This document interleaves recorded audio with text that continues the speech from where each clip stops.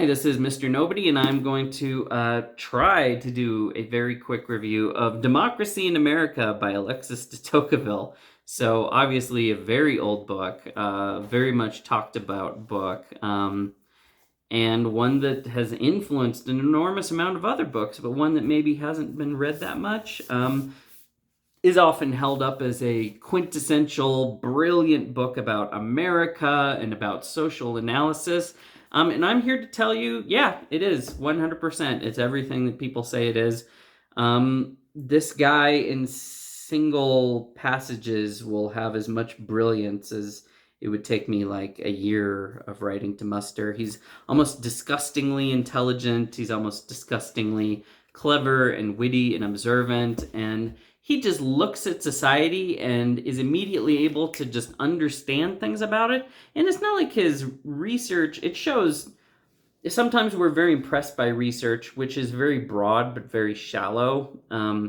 It's like, well, I sent out surveys really to 500,000 people or got some data points from some medical thing. It's like, that can be great. But sometimes the scale of it makes it seem more impressive. And it's like, well, all you really got was just some very shallow self-reporting, and it's only as good as the questions you asked. Whereas Alexis de Tocqueville actually traveled around America and put himself into these situations and spent time with the people and was very insightful about people, about understanding America at a key point in his life. And he's looking back at it and he's just saying, what has America become? The French were very interested in this. Democracy and this kind of culture, it's a new thing. It's an experiment. And so he wants to look at it and say, well, what is it? Why is it working here? How is it working here? Who are these Americans? And why is it working for them? What are the differences between the different groups of Americans? What are their strengths? What are their weaknesses? Where could this go?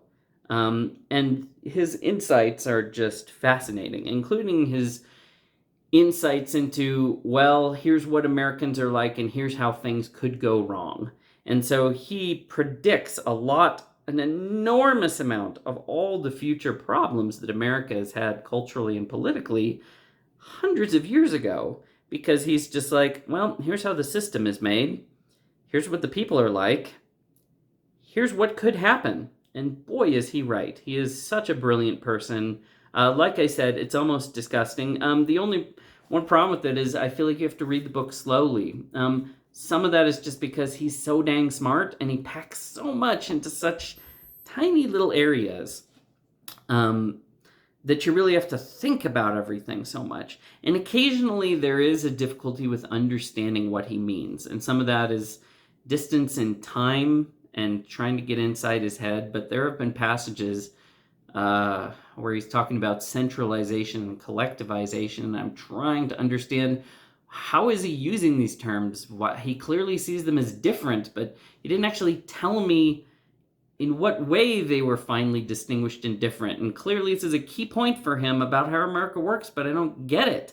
And I had to read it and reread it to try and understand it. But I will say, once I did understand it, I was like, I get it. And he's right. And now I understand things about the world around me. And now I see why the problems we have are problems, and I also see what the potential solutions are. And so if you really want to understand present history of America through looking at the past, this is one of the greatest books you could possibly pick to do it. And it's fun reading, and the wide range of subjects he tackles are so interesting, and his observations on human nature are also very interesting and often make me smile quite a bit because they're so intimate and so honest.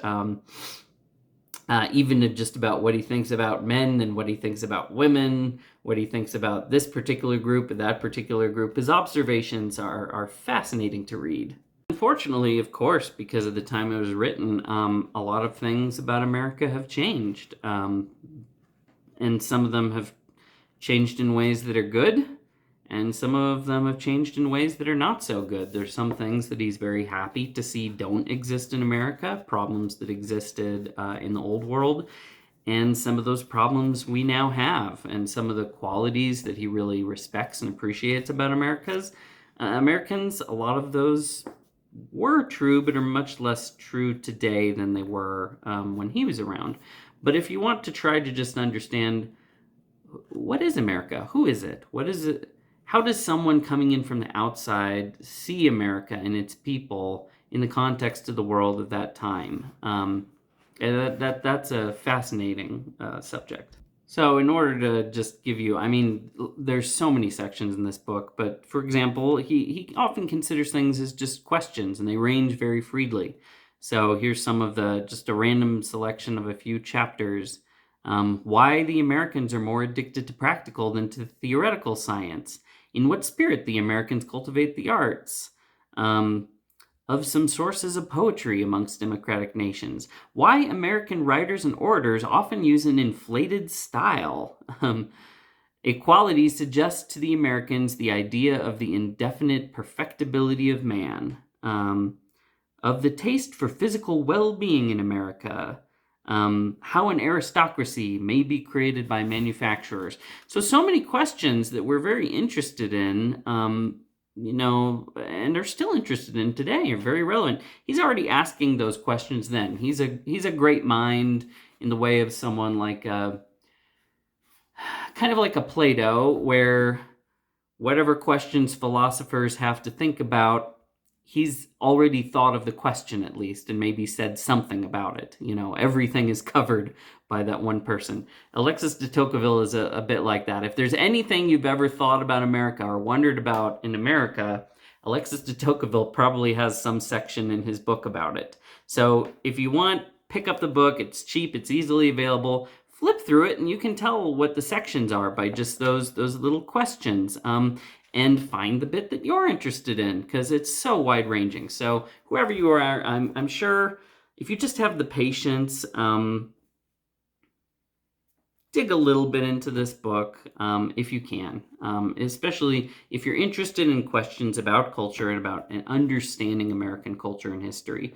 It's one of the books that you really should have. Like I said, it's one of those classics that has the reputation it has for a reason.